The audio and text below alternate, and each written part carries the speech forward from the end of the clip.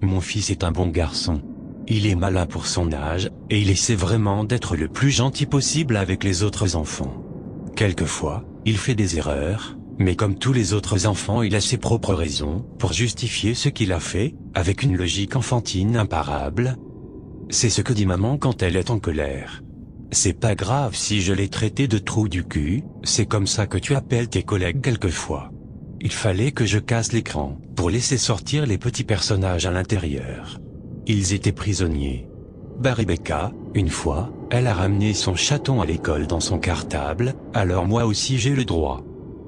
Je veux dire, ça peut avoir du sens, mais cette vision hyper simplifiée du monde peut être problématique.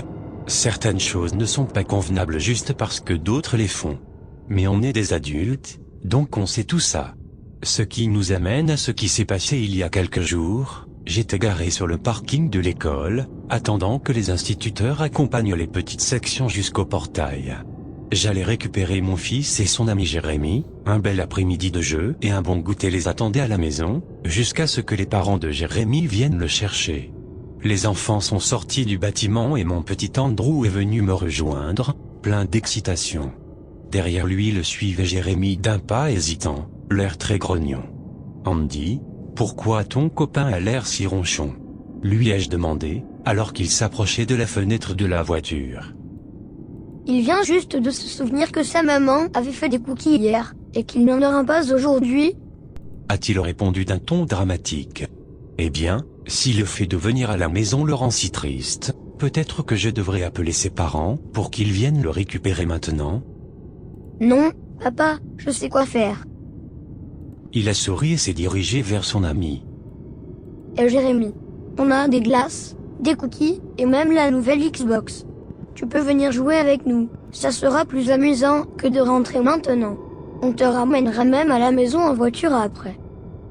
Après ça, il a commencé à tirer la manche de son ami pour le faire rentrer dans la voiture, mais je suis rapidement sorti de celle-ci. Attendez un peu les garçons, je dois parler à Andrew un instant. J'ai emmené mon fils à l'écart. Hey, tu ne peux pas mentir de la sorte à ton ami juste pour le faire venir jouer avec toi à la maison. Il ne sera pas content de voir qu'une fois à la maison, rien de cela n'était vrai. Mais c'est ce qu'on fait tout le temps avec oncle Tim pour trouver des amis, pour jouer avec moi chez lui. M'a-t-il répondu avec un regard sceptique. Quels amis? Oncle Tim et moi, on va au parc des fois, et on ramène des amis pour jouer. Il les ramène chez eux après. Alors c'est bon. C'était le jour où j'ai appris que mon beau-frère avait kidnappé et assassiné plus de 30 enfants en utilisant mon fils comme appât. Andrew pensait que ses amis du parc rentraient toujours chez eux, mais Dieu sait ce qui leur arrivait avant d'être brutalement tués.